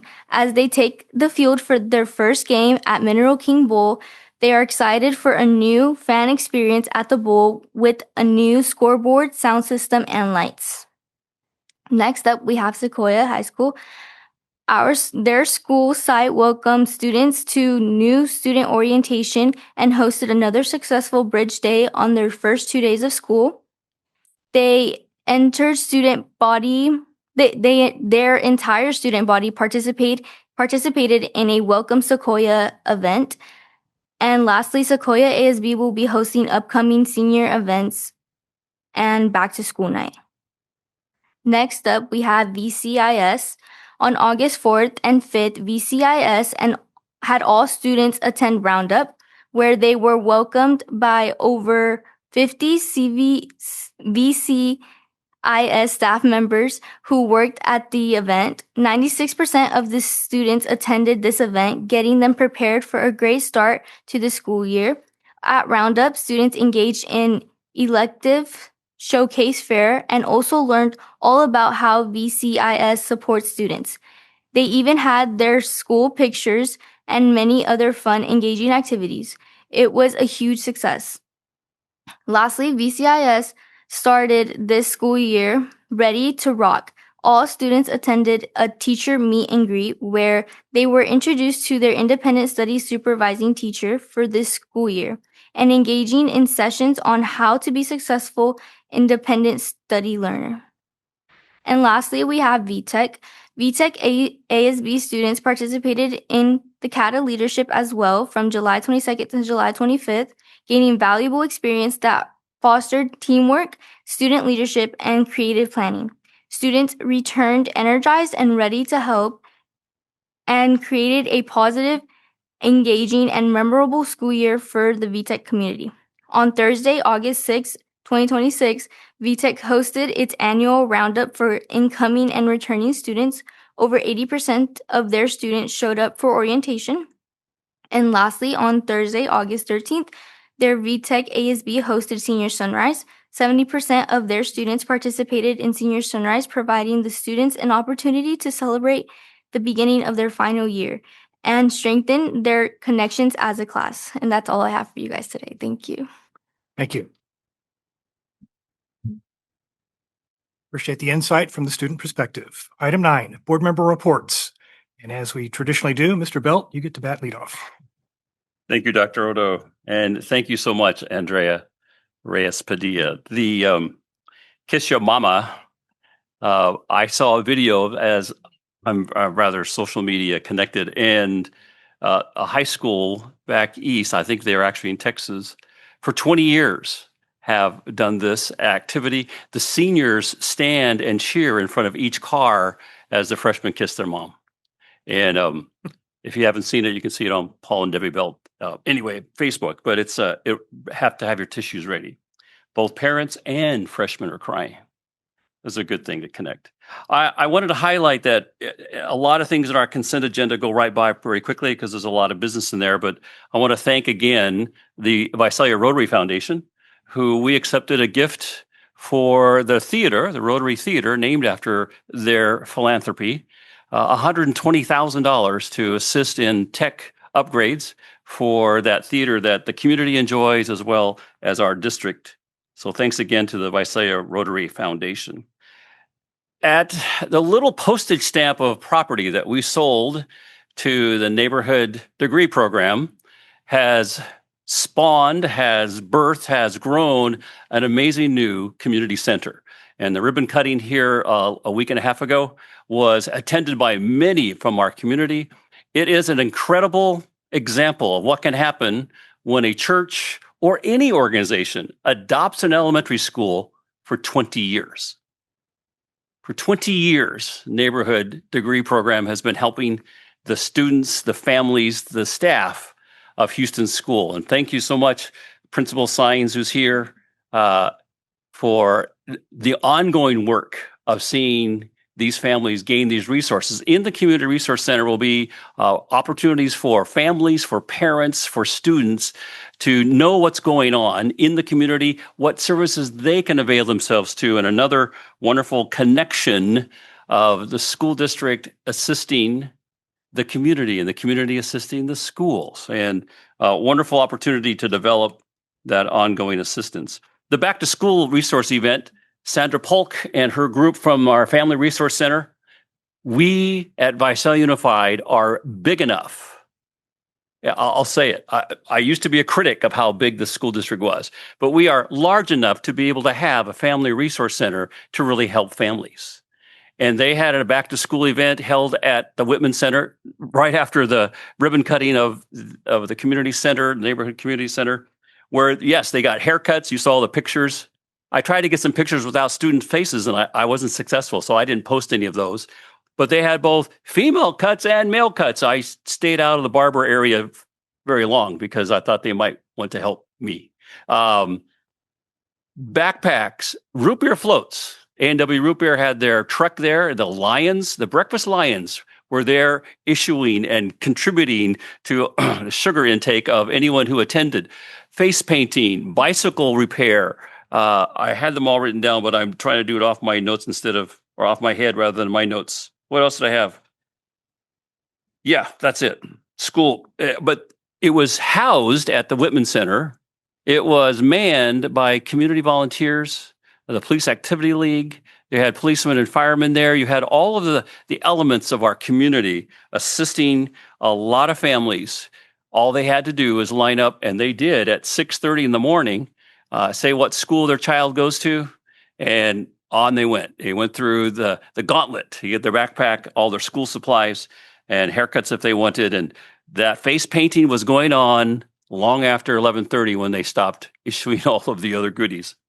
The CSA convocation, I keep wanting to call it a convention, had tremendous input by all of our staff, but also I want to thank again Mr. Amundsen, I always say Amundsen and Mr. Escobar. Their energy and humor kept everything going. But also, I couldn't help as I wandered around to all the breakout rooms and all the breakout sessions. One staff person who I'm not even sure what area they work in, but they attended the transportation session and said, I had no idea what it takes for buses to get to and from, to get our students to and from home to school and back again. And they just were thankful to actually get that input because that's a whole different department, it's a whole different area than they've ever worked in. But thank you again for the attendance, for the energy, for the information that the convocation actually helped instill and encourage. There also were 2 or 3 72-inch TVs. I guess there were 2. Yeah, there was a drawing, and there was a lot of excitement about those 72-inch TVs. I don't have a wall that would fit. Anyway, so we could put in the backyard, I guess. I want to thank First Day, best day ever, the principals who allowed myself and our entourage to come and wander through. Principals Moore, Rasner, Lambert, Science, Franco, Schilling, Hawkins, and Diaz. Yeah, I made 8 of the 9 that I had planned to go to because I got behind and had to skip one. So I'm sorry I didn't get to Shannon Ranch. Every one of those schools showed not only the expertise and energy and the thought and planning, they revealed the days and hours of planning that then carried out for the day. So thank you to all your principals, all the staff for making the first day ever. And I would be remiss if I didn't say a shout out to probably the best middle school in Tulare County. Used to be purple and gold. Now they're black and gold to mirror their secondary school that's right across the fence. But Valley Oak, you shine really well. Franco, thank you. And his gold tie. So that was my report. I just want to thank everyone for coming back to school, for making this the best first day ever. And even though it's 185 left, is that right? If I calculated correctly, we're off to a good start. Thank you so much. Thank you, Mr. Belt. I do believe it's brown and gold, but I'm not the expert. Mr. DeYoung. Oh, Ms. Gamoyan says it's brown and gold. Mr. DeYoung.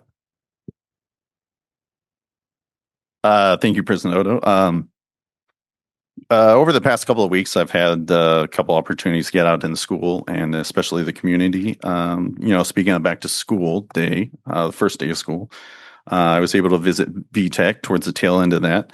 And it was great to really see the, students and staff getting back into the groove of things on campus and see the work, they're just starting to do, even though it's just the beginning, it's, it's still really important work that they're doing. And, on top of that, I was also able to hop over to the Denton Elementary back to school night, which is always great, especially since I have kiddos there and they just absolutely love to go to school, which I have no idea why, because I never liked school as a kid. I'm sorry. I'm just being honest here. I enjoyed school come my college years, but it's great to see that because it really shows how much they're engaged. And when you have that type of motivation, it makes a huge amount of difference with your learning. And I can see that. And so I'm very appreciative of everyone that helps in that because it's a joint effort. It's always great to go out to the sites because you get to see, the day to day, it's a better perspective on what's happening than, what we're sitting here at the district. And so it's always appreciated. But on top of that, more so, I've actually been very busy speaking with constituents and a few organizations regarding our newly designated ballot measure for Measure Z, which is the bond that's coming up. And, we have more information on that coming soon, but those conversations have been really good opportunities to discuss the needs that our district does have in our facilities. And, that's been made very clear. And I think everyone is gung-ho to want to get those things fixed. But at the same time, we're in an economy that's not so great. There's a lot of things going on in the world, state, federal level, that sort of thing. And one of the biggest things I've heard from organizations and from individuals is that, why should I trust you? Even if it's with $1, why should I trust you? And that's a great point because, it's one thing to earn something. It's another thing to spend it. Just ask my kids that and they'll tell you. Because when you earn something yourself, it's you own that. You gain ownership and it becomes more important. And I kind of compare it to like if you ever go down a college town and you see couches out on the lawn, they probably didn't buy that couch. They probably picked it up somewhere else, so they don't treat it very nice. But that was very important because that's something that I take very seriously as a taxpayer in Visalia. And that's something I want to convey to the individuals that ask those questions is we want to earn your trust. And so tell us how we can do that. And a lot of good conversations have come of that. And hopefully we can move forward come November 3rd and individuals feel inclined to support our schools so we can make our schools better than they already are. Finally, I'd like to just thank all the employees who've helped get the school year started. So far, so good, which is a very good thing. And there is an incredible amount of work that there's a lot of individuals that probably never see the light of day or hear it. And so, for what it's worth, I just want to say thank you to the people out in front and the people in the background that are doing their job to make sure our kids are safe, fed, transported to and from school, taught, all that jazz. And so, great first day of school. Looking forward to this year, and a lot of good things at VUSD. So with that, I conclude my report. Okay, Dr. Villegas. Thank you, President Odo. I had the pleasure of having the best first day ever, along with Superintendent Shrum at Crowley Elementary.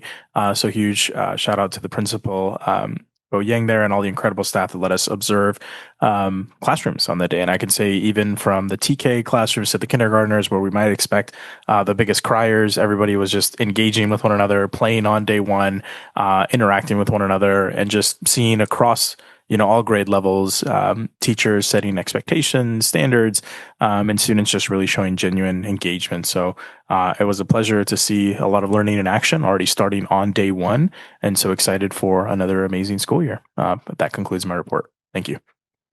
Great. Ms. Naylor. Yeah, I just want to welcome staff and students back. I just thank our staff for taking all the time to get ready and making this the best first day ever for our students and their students. I hope that you inspire your students to do the best they can do, and I hope they inspire you back, because that's what it's all about. And that's how we get students to learn. And I just appreciate all your time. I just want to say one thing. I did go to the back to school resource event that Saturday. Sandra Polk, met her at Walmart, and she says, "Hey, are you going to come?" I thought, well, yeah, now I have to come.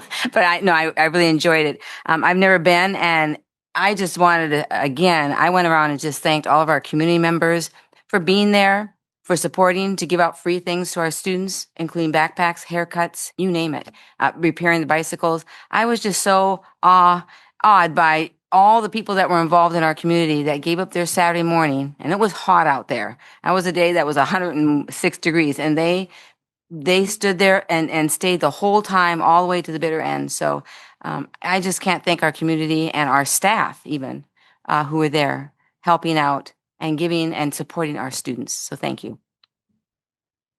Ms. Gamoyne. I want to thank staff too for the best first day ever. I loved several of the elementary schools that I visited. They did their back to school night the night before. So their TK kids, there were less criers. I think the mom still cried, but there were less criers with that. And the kids were kind of used to it. I also went to the neighborhood community center ribbon cutting.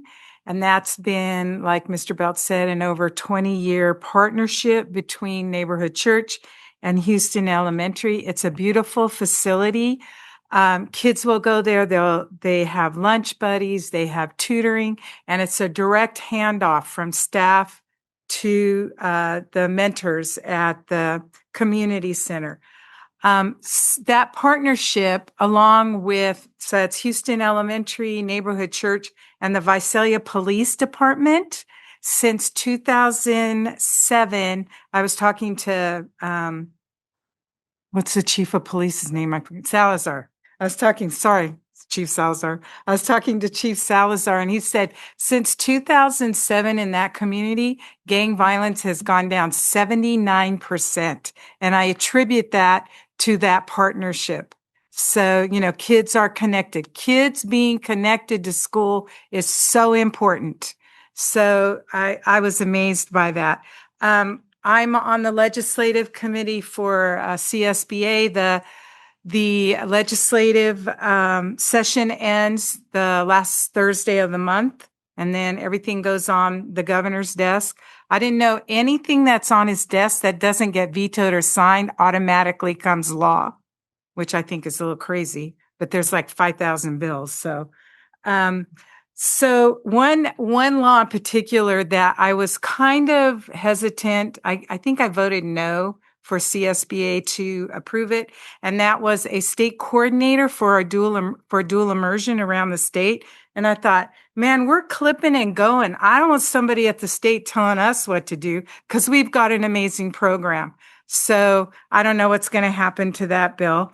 I just want to say thank you for the student report. I think I would be a millionaire if I didn't buy so many donuts for kids for 34 years. I miss donuts. So since I haven't been teaching, I lost weight. So anyway, love Visalia Unified. Thank you. Thank you. And no report from me except to say welcome back to students and staff and wishing everyone the best possible year this year. Superintendent Schrum. All right, echo all of that. We are back. Our executive cabinet team visited each site along with several of our board members on that first day. And then, of course, over the course of the first few weeks, I will visit every site as well and can again say, you know, the evidence of the work of all of our teams over the summer to prepare our sites. And that work, of course, continues. Air conditioning holding strong, and that's very important, as hot as it was at the beginning of the year. But teachers teaching, students learning, being supported, and all of that. And so thank you to our staff, our parents, our families as well for the best first day ever and what will be the best school year ever. A couple of things that our board is aware of that we'll be sharing with the public or in the process of sharing. When we talk about our facilities, and you saw a picture there, Mark mentioned Houston Elementary, an example of modernization, and Measure A, the impact of that work that has totally just modernized that whole site. And if you've not had a chance to go, there will be a ribbon cutting this Thursday at 3:45. That coincides with the families coming for their back to school night. We have several civic organizations are going to be there to help support that as well. But it's a great opportunity to come in and see the difference that a modernization makes in a classroom. You saw the student quote in that report. When you have new furniture, when you have clean walls, roofs, modernized bathrooms, all of those things make a difference for our teachers and our students. And so invite our community out to see that. Also, we mentioned girls flag football. And so Redwood does kick off our season, but on September 15th, I think I have the date right, we'll be advertising that. That will be the first time all of our 4 comprehensive high schools play each other. So we'll be doing a big celebration, an official, kind of a kickoff of that. And so we'll be announcing all the teams and have a little celebration around that. So more information to come, but that will be on September 15th. So we're very, very excited about adding that new sport. And so many students came out to try out for those teams. And so I think it just shows again why our board put a priority student outcome around students being connected. So that yet adds another opportunity and way for students to be connected to school outside of the academic day. And then our State of the District that we do every year, that's going to be in October. We'll have information coming out for that, but that's going to be at Valley Oak. And so that's going to, again, be an opportunity for the community to come and see and hear about what we're doing. But also that site recently over the summer had 2 new modular classrooms built. We had the opportunity to see them, and these are concrete floors, lighting, really state of the art. And also at that site, I was recently told by a constituent that the portable he went to class in 30, 40 years ago is still there. And so it gives our community a chance to see, well, what are we investing in and what do we still need to do? So we'll be talking a lot more about that coming up. I would say the date, but I don't want to get it wrong. I want to say October 8th, but we'll information to come on that, but that'll be in early October. So several big events that we have planned for the fall, and we look forward to seeing and inviting our community, staff and others to be part of those events. So we are ready to rock this school year, as our theme says, learn, connect, and care.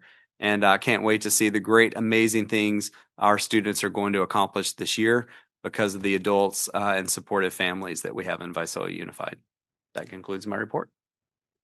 All right, we'll move forward with general agenda then. 11.1, 2026-27 45-day budget revision. Presenter is Chief Business Officer Nathan Hernandez.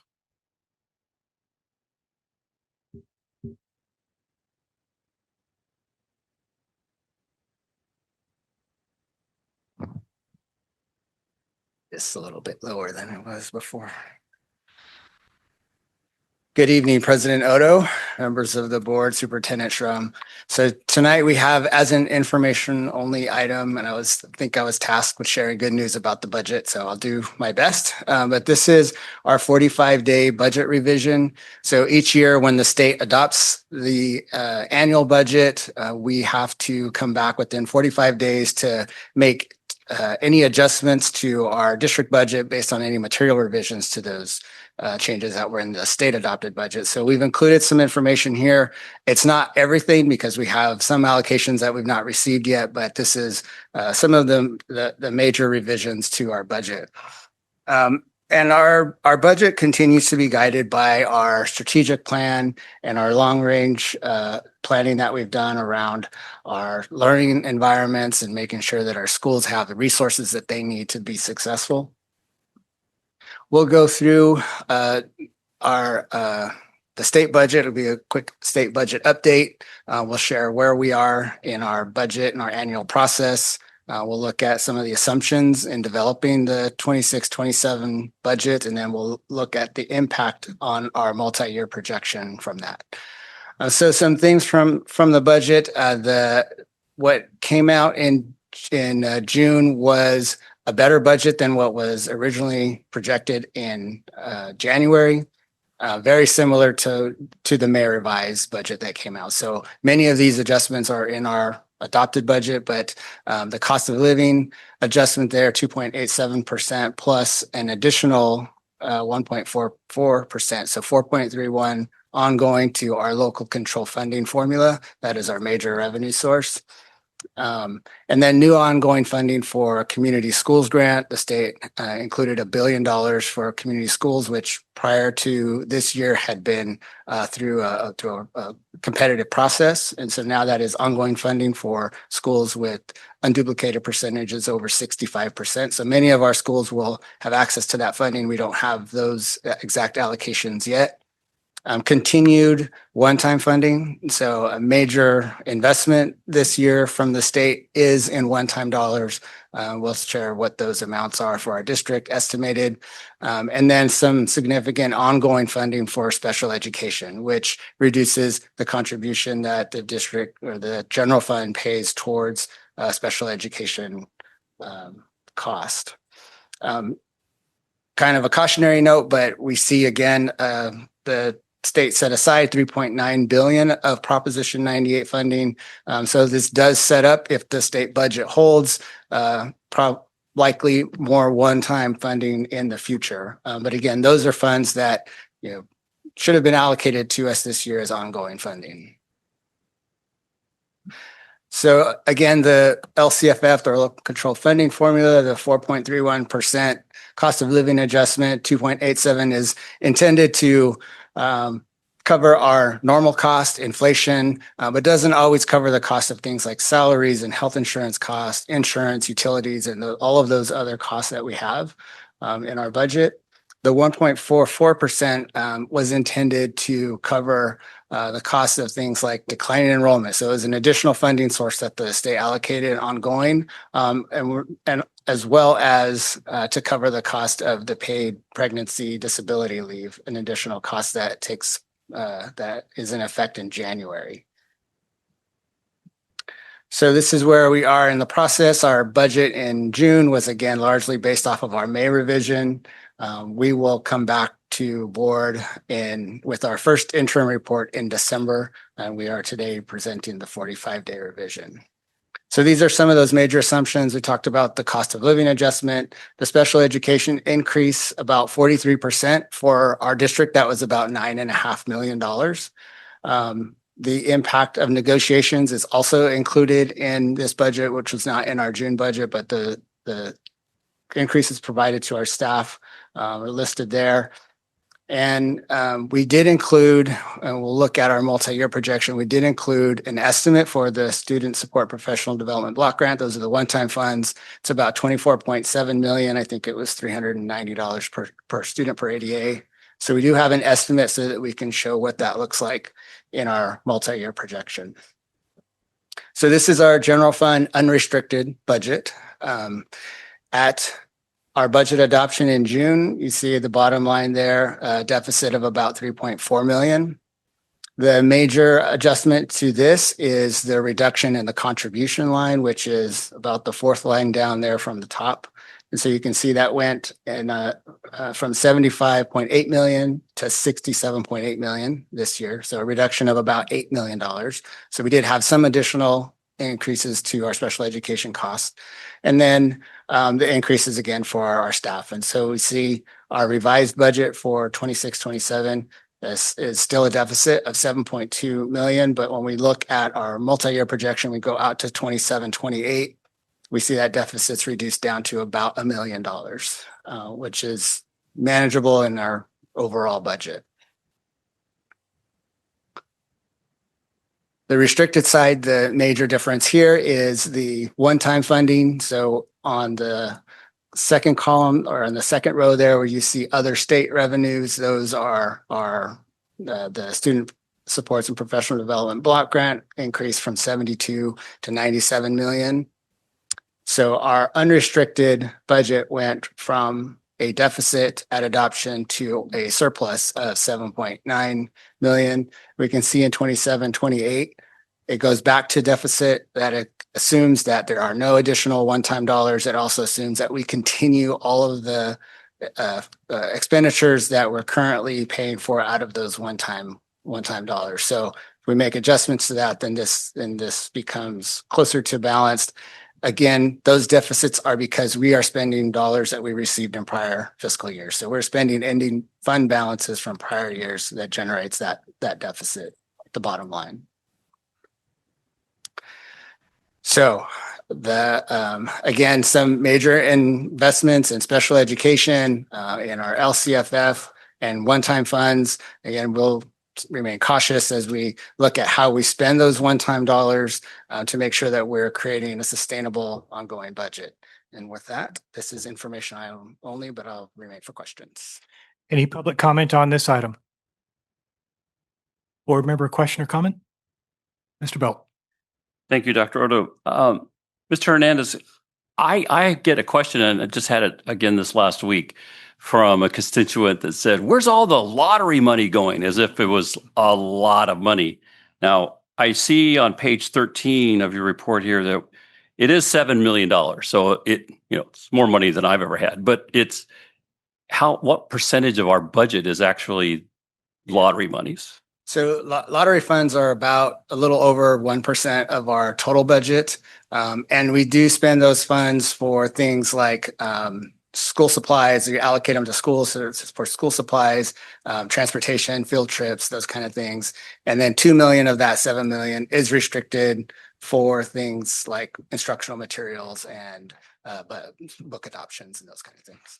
And so earlier we had, actually, I keep referring back to the consent agenda, a lottery funded the iReady system, 560 some thousand. So the real answer to the public is lottery monies are not sustaining us. We never know exactly how much it's going to be. Valley Corp or whoever it is that's managing all of that, the casino companies, they're the ones who are making bank. Education's getting 1% of our budget. So thanks for clarifying that. Okay. Any other board member comment? Seeing none. Thank you, Mr. Hernandez. Takes us to 11.2, approval of the resolution incorporating the Fund 210 report into the 26-27 adopted budget. Back to you. Good evening again. So this item is approval of a resolution that would incorporate the Fund 210, our building fund, into our overall budget. At budget adoption, Fund 210 was not included in the budget package as it was put together for that packet. This resolution would allow us to to again incorporate that into our adopted budget.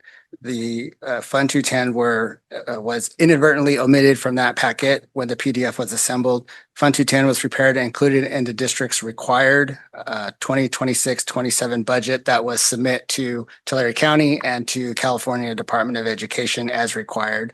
And again, approval of this resolution would allow us to incorporate that into our adopted budget. Any public comment on this item? Board member comment on this item? Okay, may I have a motion to approve the resolution incorporating the Fund 210 report into the 2026-27 adopted budget? I'll make a motion. Mr. Villegas makes the motion, or Dr. Villegas makes the motion. I'll second. Call for the vote.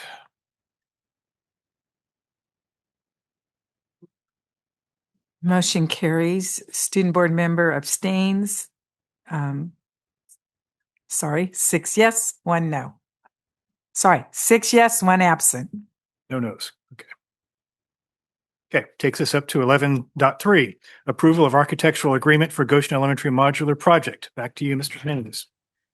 One more time. Good evening. So this item completely different. So we are recommending approval of an architectural services agreement with Fork Creeks Inc. for the Goshen Elementary Classroom Project. The existing building on that campus has experienced settlement due to deterioration of its original wood foundation. And so the structural assessment found that no immediate life or safety concern with the building, but the condition cannot be permanently corrected in a cost-effective manner. So we're moving forward. We're bringing a recommendation forward to replace the building. And again, this directly supports our commitment to providing safe, supportive, and effective learning environments for every student. It also reflects our responsibility to continually assess the condition, of our facilities across the district and make sure that we're doing what we need to do to provide safe and effective facilities for our students. So this is an aerial of the school, Goshen Elementary. You can see highlighted in red there is the building we're talking about. There are 3 classroom spaces included in that photo in that boxed area, along with 1 temporary classroom. So we're recommending replacement of those 3 classroom buildings and the temporary portable with the 4 classroom wing. And this would be a modular construction. Modular construction is different than what we've seen in the past. What's currently there probably had a 20 to 30 year useful life. What we would install there in its place will have about a 50-year useful life, similar to any other stick-built building that we would put on campus. So the current building was constructed in 1971. So it's about 55 years old, beyond its useful life, a little older than some of us in the room. It is single-story wood frame. It's got, again, it's got the 3 classroom spaces, and the assessment that was done, again, deems it to be safe, but needs to be replaced. This classroom was, again, not placed on concrete slab. Instead, it was placed over with redwood that has deteriorated, and it sits on sandy soil. This construction would not even be allowed under current construction standards. So we won't be replacing it like for like, but as you can see, if you're in the classroom, there's the floors visibly uneven. There's some gaps in the foundation. We'll look at a picture so you can see what that building looks like. So again, most importantly, there's no immediate safety hazard. We had this building inspected, but it's not possible to correct what's happened with the leveling of the classroom so far. And so again, we're requesting removal and replacement. So you can see on the left is a picture from inside the classroom. So the concrete slabs there, a little bit lifted from where the floor is, and you can see the wood there on the right, and separating from the foundation. So again, this is what we see across the district in our portable classrooms that are of this vintage. Lots of classrooms throughout the district that are this age. I think we have over 400 portable classrooms, many of them over 20 years old. And so this is the conditions that we're trying to correct, and we're recommending moving forward with the architect to bring this project to fruition. Okay, any public comment on this item?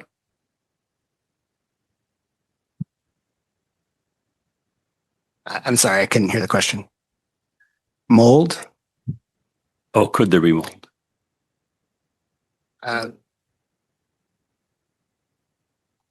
Yeah. Oh, no, that's not the case. Okay, any other public comment? Okay, board member comment? Mr. Belt? One question, Mr. Hernandez, like you said, we have a lot of buildings like this all over the district. I'm thinking of Golden West, Ivanhoe, yeah, that are built the same way. The modular buildings, though, we're talking about is what we did at VCIS, recently at Valley Oak. Correct. What we're planning at Ridgeview, is that right? It's a concrete foundation with a modular construction that is much better than a portable. Yeah. The classroom construction, they're modular and they're built off-site. So they're built in another location. So that speeds up the process. It still goes through our Department of State Architect. It still goes through the state for all of the approvals. So they are still to our standards, but they're built faster, and cost-wise, they're comparable now to stick built. It's not a cheaper option. It does get built faster, and they are on a permanent concrete slab foundation. So you're asking us tonight to just approve architectural plans, we don't really know how we're going to do it yet. Correct. This would be the architect agreement that would then draw the plans that would get approved, and then we would go out to bid for construction. Okay, any other board member comment? Okay, so call for a motion for approval of architectural agreement for Goshen Elementary Modular Project. So moved. Well, that was a race. Ms. Naylor first, Ms. Camoin second. Call for the vote.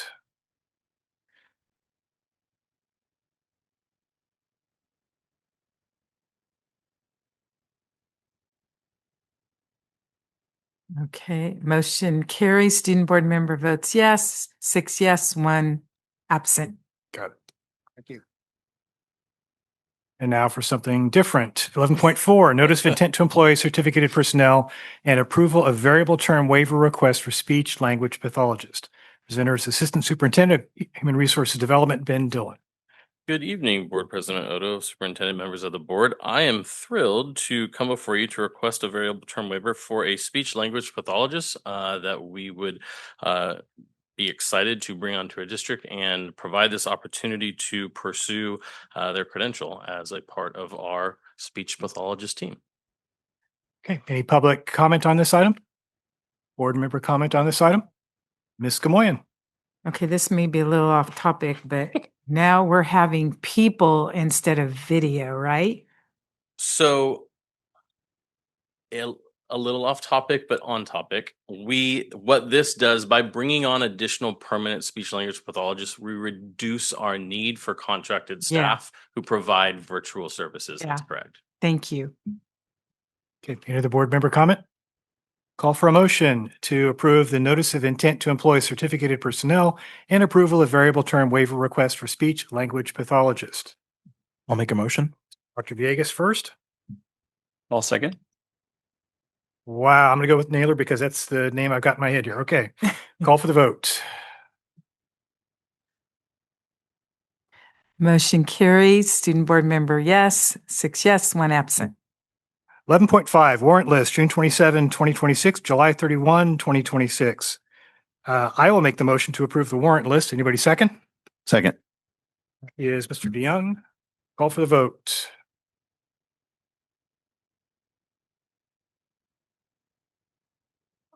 Motion carries. Student board member votes yes. 6 yes, 1 absent. And with that action, we are adjourned.